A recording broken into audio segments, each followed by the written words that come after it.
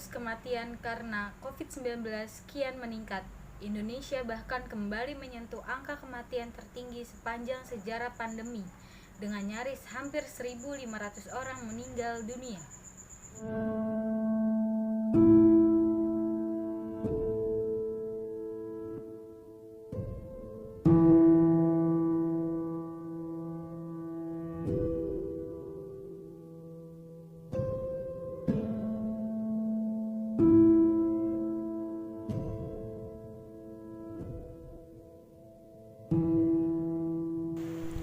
Langkanya pasokan oksigen menyebabkan banyaknya orang yang meninggal dunia.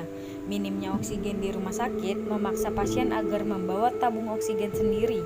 Masalah kelangkaan oksigen adalah satu dari sekian banyak faktor yang membuat angka harapan hidup pasien COVID-19 semakin tipis. Dalam sepekan terakhir, kasus kematian COVID-19 selalu berada di atas 1.000 orang. Berikut wawancara saya dengan tenaga medis di salah satu rumah sakit di Jakarta. Bagaimana keadaan di RS saat ini saat COVID melonjak naik? Keadaan saat COVID melonjak naik, bahkan sebelum COVID melonjak naik pun di IGD itu udah sangat chaos, jadi apalagi sejak mudik lebaran kemarin ya, yang perharinya di IGD itu bisa 50-an yang masuk IGD. Nah, setelah mudik lebaran kemarin itu bisa sampai 100 perharinya. Jadi kita bisa bilang sangat chaos ya, karena melonjaknya tuh benar-benar 100% dari mungkin awalnya cuma 50-an. Nah, sekarang perharinya itu bisa sampai 100-an di IGD sendiri. Apakah fasilitas kesehatan di rumah sakit sudah cukup memadai? Nah, kalau masalah fasilitas kesehatan di rumah sakit, apalagi di masa yang sangat chaos sekarang ini, di COVID yang sangat melonjak ini, fasilitas kesehatan bisa dibilang sangat kurang, karena untuk oksigen atau untuk bed itu sampai harus antri, harus waiting list dan lain-lain biar bisa dapetin kamar, biar bisa dapetin ruangan. Karena itu sangat saking kurangnya, bahkan kita menyediakan di depan rumah sakit, di depan IGD itu tenda-tenda darurat untuk pasien-pasien yang tidak bisa mendapatkan kamar, yang tidak bisa di ruangan di dalam, agar kita bisa untuk memberikan penolongan kepada pasien-pasien COVID tersebut. Faktor utama hingga terjadinya banyak korban jiwa yang meninggal karena COVID-19 tuh apa sih? Faktor utamanya selain karena masyarakat tidak cukup mematuhi protokol kesehatan, itu juga kurangnya edukasi ke masyarakat tentang bahayanya COVID-19 ini. Karena yang kita tahu, banyak masyarakat yang masih menyepelekan, bahkan banyak yang gak mempercayai adanya COVID ini. Bahkan ada yang masih lebih percaya tentang share-sharean grup-grup di WA atau grup-grup lainnya yang menandakan kalau COVID ini nggak sebahaya itu, atau bahkan COVID ini konspirasi dan lain-lain. Yaitu yang menyebabkan faktor utama banyaknya korban jiwa yang meninggal, atau bahkan banyaknya anak muda sekarang yang tidak mengedukasi kepada orang-orang tua tentang bahayanya itu, atau bahkan dia bisa jadi sang penyebar COVID untuk para orang tua yang di rumah. Apa harapannya dari para tenaga medis saat ini? Harapan dari kita yang pasti, ini harapan kita semua ya, masyarakat Indonesia, kalau COVID ini semoga segera turun atau semoga segera hilang dari Indonesia, bahkan dari dunia, agar kita bisa merasakan lagi kehidupan normal seperti sedia kala, kehidupan normal sebelum adanya COVID ini. Nah, kalau harapan terdekat kita ya semoga masyarakat itu bisa lebih aware, bisa lebih berhati-hati, bisa lebih memperhatikan kesehatannya sendiri, untuk dirinya sendiri, bahkan untuk orang-orang sekitarnya, bisa lebih mematuhi protokol kesehatan dan lain-lain ya. Semoga kita semua berdoa agar COVID-19 ini segera hilang dari Indonesia, bahkan dari dunia. Hanya dalam 1 pekan terakhir, Indonesia bahkan sudah 3 kali mencatat angka tertinggi sepanjang sejarah pandemi COVID-19. 19 Juli dengan 1.338 orang meninggal dunia, lalu di 21 Juli dengan 1.383 orang meninggal dunia, dan terakhir 22 Juli dengan 1.449 orang meninggal dunia. Per 20 Juli kemarin, Satgas COVID-19 mencatat sudah 79.032 orang yang meninggal dunia akibat COVID-19. Angka kematian yang cenderung mengalami peningkatan selama 7 hari terakhir ini patut dijadikan refleksi kita bersama. Terlebih sudah 6 hari berturut-turut kematian kita mencapai angka lebih dari 1.000 setiap harinya. Ini tidak bisa ditoleransi lagi karena ini bukan sekedar angka. Di dalamnya ada keluarga, kerabat, kolega, dan orang-orang tercinta yang pergi meninggalkan kita. Kasus positif yang turun dan kesembuhan yang meningkat harus diikuti dengan kematian yang turun pula. Selain itu, zonasi risiko tingkat kabupaten kota saat ini menunjukkan perkembangan ke arah yang kurang baik. Saat ini kabupaten kota dengan zona risiko tinggi menjadi yang terbanyak sepanjang pandemi, yaitu 180 kabupaten kota. Bukan bertujuan menakuti, tapi supaya Anda peduli. Inilah kenyataan rekaman kamera drone fotografer Ali Fikri memperlihatkan suasana pemakaman pasien COVID-19 di TPU Rorotan, Jakarta Utara. Hingga malam hari, ambulans terus datang silih berganti dalam prosesi pemakaman. Tidak kunjung usai, bahkan akhir Juni lalu tingginya jumlah jenazah yang akan dimakamkan di Rorotan membuat sejumlah jenazah COVID-19 terpaksa dititipkan di puskesmas terdekat. Korban meninggal karena kasus COVID-19 terus bertambah setiap hari. Bahkan sejak lonjakan kasus pada Juni semakin banyak orang yang meninggal di rumah saat isolasi mandiri. Laporan COVID-19 menunjukkan sampai 22 Juli kemarin ada 2.313 orang yang meninggal saat menjalani isolasi mandiri.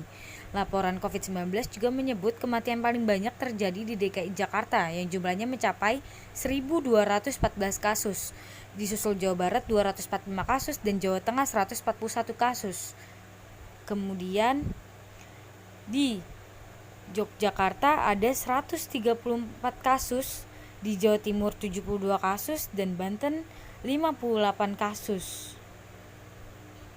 Wakil Gubernur DKI Jakarta Ahmad Riza Patria akan mengecek kebenaran informasi ada 1.214 pasien corona di DKI Jakarta meninggal saat isolasi mandiri.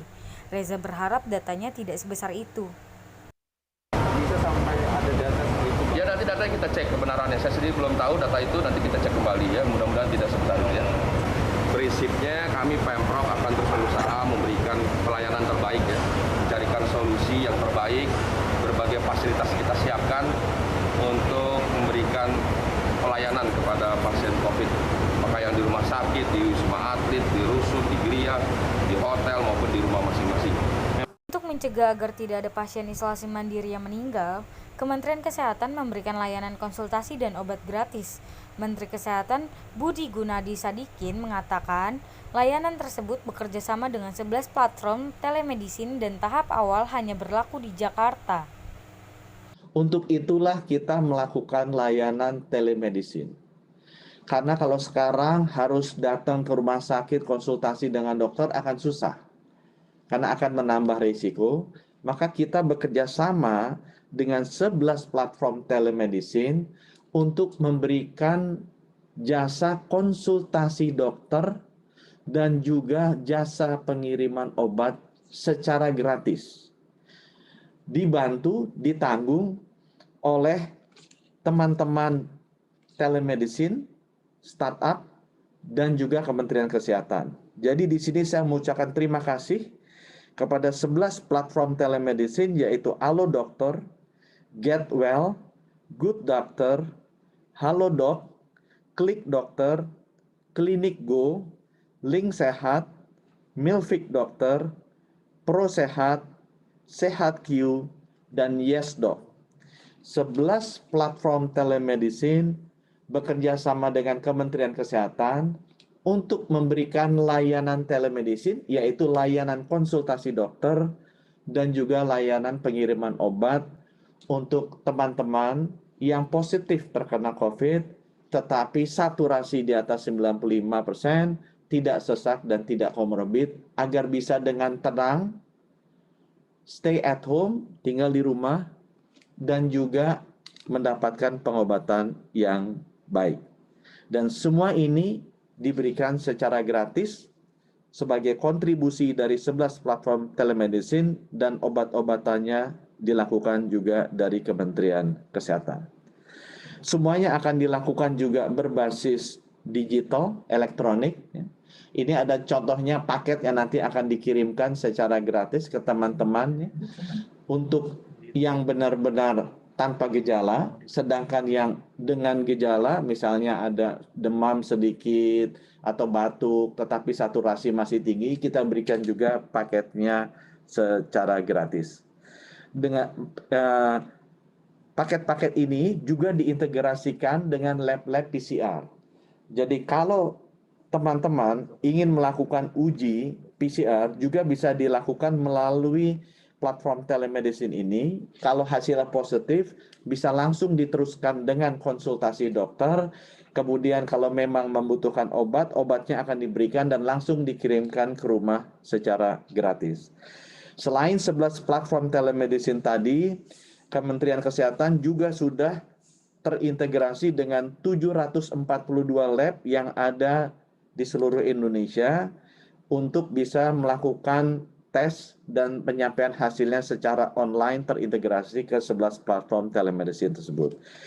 Layanan ini akan dilakukan uji coba di DKI Jakarta mulai hari Selasa besok, 6 Juli 2021, bekerja sama dengan Dinas Kesehatan DKI. Dengan layanan telemedicine ini, semua pasien COVID-19 yang terkonfirmasi positif bisa mendapatkan akses dan layanan medis tepat waktu, tanpa perlu mengantri di rumah sakit. Dengan demikian, layanan rumah sakit dapat kita prioritaskan untuk pasien dengan gejala yang sedang, berat, dan kritis.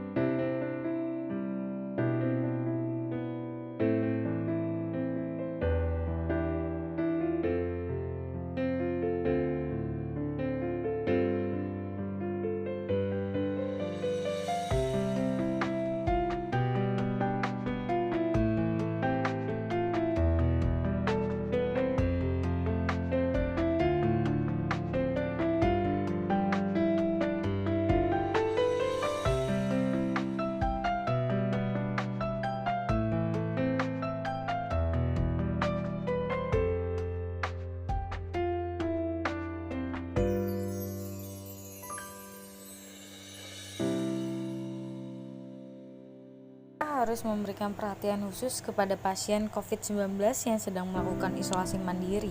Bantuan dan pendampingan akan sangat bermanfaat bagi kesembuhan pasien. Saya Dini Sofianti melaporkan dari Jakarta.